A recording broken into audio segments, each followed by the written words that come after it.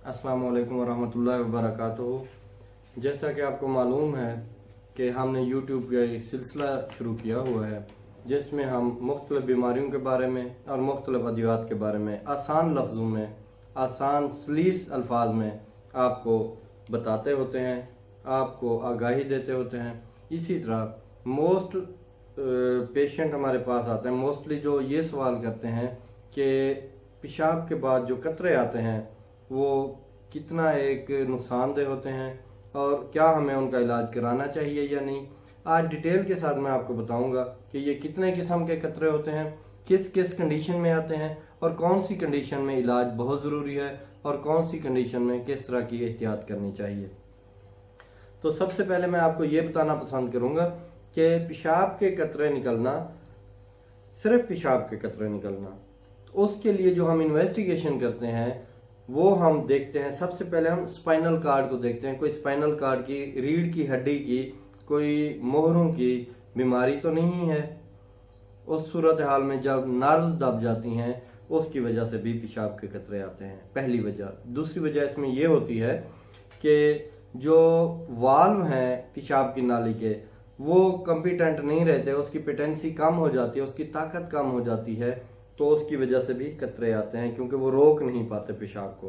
दो वजह। तीसरी वजह ये होती है कि प्रोस्टेट ग्लैंड है जो मसाने के नीचे गदूद लगी हुई है, उसका मसला हो तो भी आते हैं कतरे। ये 3-4 वजूहात होती हैं और इसमें हमें करना क्या चाहिए, हमें यूरिन का एनालिसिस करना चाहिए कि यूरिन में कोई मसला तो नहीं है, कोई इन्फेक्शन तो नहीं है। ये पहला केस हो गया हमारे पास कि पेशाब के कतरे आते हैं। ये वजूहात होती हैं, मैंने बता दी। दूसरी वजह ये होती है, दूसरी एक कैटेगरी है पेशाब के कतरे आना या लेसदार कतरे आना कभी कभी, किसी वक्त। किस वक्त? जब ख्याल में किसी लड़की को बार बार सोचा जाए या कोई वीडियो देखी जाए या फ़ोन पे लड़की से बात की जाए, इस कंडीशन में लेसदार कतरे निकलते हैं। ये सारा दिन नहीं निकलते, हर वक्त नहीं निकलते, ये सिर्फ उसी दौरान निकलते हैं जब लड़की से बात की जाए, लड़की के बारे में सोचा जाए या इस सूरत में कोई फिल्म देखी जाए, कोई वीडियो देखी जाए, उस वक्त निकलते हैं। तो ये कतरे क्यों निकलते हैं? ये जो इंसान का पीनस है, जो उज़्व तनासुल है, इसकी टिप पे ग्लैंड्स लगे होते हैं। ये जो ग्लैंड्स होते हैं पीनस के टिप पे, उनमें से लेसदार मादा निकलता है। उसका जो फंक्शन होता है बेसिकली वो मियाँ बीवी के इंटरकोर्स के दरमियान, मियाँ बीवी की मुबाशरत के दरमियान जो लुब्रिकेंट होता है ये प्रोवाइड करते हैं। 90% लुब्रिकेशन फीमेल की वेजाइना से होती है और 10% मेल के पीनस से होती है, जो कि ये ग्लैंड हैं इनकी तरफ से होती है। तो ये कोई नुकसानदेह नहीं है, ये एक नेचुरल फिनोमेना है, इसमें होता है।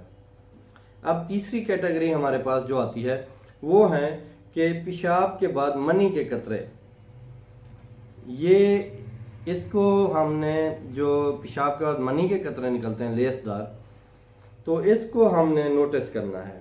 इसकी काफ़ी वजूहात हो सकती हैं और सीरियस वजूहात हो सकती हैं। क्या? सबसे पहली बात कब्ज़ जब होती है तो कॉन्स्टिपेशन जिसको कहते हैं, जब ये होती है तो जोर लगाया जाता है, जोर लगाने के साथ मनी के कतरे आते हैं। यूटीआई, यूरिन के ट्रैक का जो इन्फेक्शन हुआ है उसे यूटीआई कहते हैं, उसकी वजह से भी ये होता है, कतरे आते हैं। या प्रोस्टेट ग्लैंड का कोई मसला हो फिर भी आते हैं, जो गदूद होती है मसाने की। तो ये 3 कैटेगरीज हो गई। और चौथी है सारा दिन लेसदार कतरे आना। चौथी कैटेगरी ये है पेशाब के साथ सारा दिन कतरे आना। इसमें हम 2 चीज़ें देखते हैं, अगर उनमें कोई हमें शक हो तो हम आगे इन्वेस्टिगेट करते हैं, ट्रीटमेंट करते हैं। अगर वो ठीक हों तो इसका भी कोई मसला नहीं होता। सबसे पहली बात, पेशाब का रब्त देखा जाता है। दिन में 2 बार आता था पेशाब तो अब 8 बार आ रहा है, 3 बार आता था तो 9 बार आ रहा है, 1 बार आता था तो 5 बार आ रहा है, ये देखा जाता है। और दिन को आता था, रात को नहीं आता था, अब रात को भी आना शुरू हो गया। और रात को कितनी बार उठना पड़ता है, ये चीज़ें। ये अब देखा जाए, रब्त अगर पहले की तरह है तो इसको छेड़ने की ज़रूरत नहीं। अगर रब्त टूटा है, फ्रीक्वेंसी बढ़ गई है, तो हमें इसकी ट्रीटमेंट करनी होती है। पांचवी कैटेगरी जो है और सबसे अहम कैटेगरी जो है, सारा दिन लेसदार कतरे निकलना और ये कतरे पीले रंग के हों और जब कपड़े पे लगते हैं तो गहरा दाग छोड़ते हैं और ये हार्ड कर देते हैं कपड़े को। इसकी वजह क्या है? इसकी वजह बहुत अहम है और इसके बारे में ख़ास तौर पे वालिदैन को भी तवज्जो देनी चाहिए। अगर आप मैच्योर उम्र के हैं तो आपको ख़ास तौर पे अपनी सेहत पे तवज्जो देनी चाहिए। जब आप अनप्रोटेक्टेड सेक्स करते हैं, मतलब किसी ऐसी फीमेल के साथ सेक्स करते हैं जिसके बहुत ज़्यादा पार्टनर्स होते हैं, जो कि पेड पार्टनर होते हैं उनके, तो ऐसी खातून को जब आप मिलते हैं, जिसको हम बाजारू औरत कहते हैं, उसको जब आप जाके मिलते हैं, क्योंकि वो पहले से इन्फेक्टेड होती है या कोई और वजह होती है उसके साथ, तो आप जब जाके अनप्रोटेक्टेड सेक्स करते हैं, मतलब आपने कंडम यूज़ नहीं की होती, तो वो जो स्किन टच होता है उससे आपको इन्फेक्शन लगता है और इस इन्फेक्शन के थ्रू आपका जो पेशाब की नाली है, यूरिथ्रा जो है, वो डैमेज होता है, ज़ख्म हो जाते हैं, बाज़ उसमें सुजाक होने के चांसेस हो जाते हैं, वायरल इन्फेक्शन, वायरस के इन्फेक्शन लगते हैं, HIV और भी काफ़ी सारे इन्फेक्शन लगते हैं।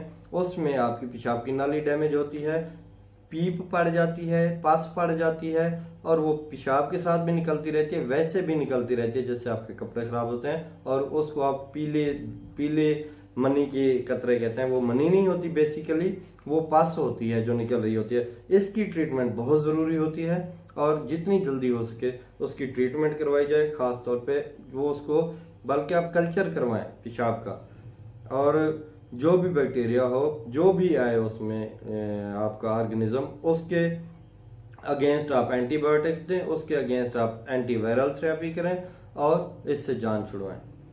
नाज़रीन, आज के टॉपिक में हमने मुख्तलिफ अक़साम के कतरों को डिस्कस किया है और उनकी एहतियाती तदाबीर और उनकी हमने इन्वेस्टिगेशन पढ़ी है। तो नेक्स्ट टॉपिक में इंशाल्लाह दोबारा मुलाकात होगी। अल्लाह हाफ़िज़।